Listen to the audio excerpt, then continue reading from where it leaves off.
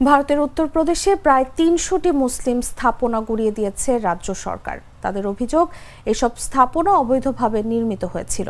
বুধবার স্থানীয় প্রশাসনের এক বিবৃতিতে জানানো হয়, রাজ্যের নেপাল সীমান্তবর্তী জেলাগুলোতে অভিযান অব্যাহত রয়েছে। এতে এখন পর্যন্ত ২২৫টি অবৈধ মাদ্রাসা, ৩০টি মসজিদ, ২৫টি মাজার এবং ৬টি ঈদগাহ গুঁড়িয়ে দেওয়া হয়েছে।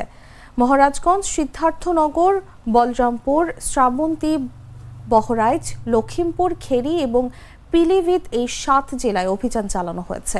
বুধবার একদিনেই মহারাজগঞ্জে ২টি, শ্রাবন্তী ও বহরাইচে ১টি করে স্থাপনা ভাঙা হয়েছে। প্রশাসনের পক্ষ থেকে জানানো হয়েছে, এসব অবৈধ স্থাপনা ভারত নেপাল সীমান্তের ১০ কিলোমিটার ভেতরে গড়ে তোলা হয়েছিল।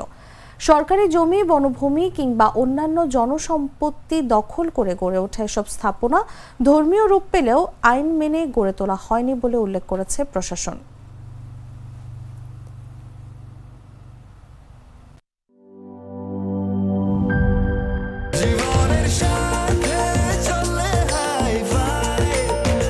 স্বাস্থ্যকর অল টাইম ফ্যামিলি কেক, সব সময় অল টাইম হেলদি লাইফ।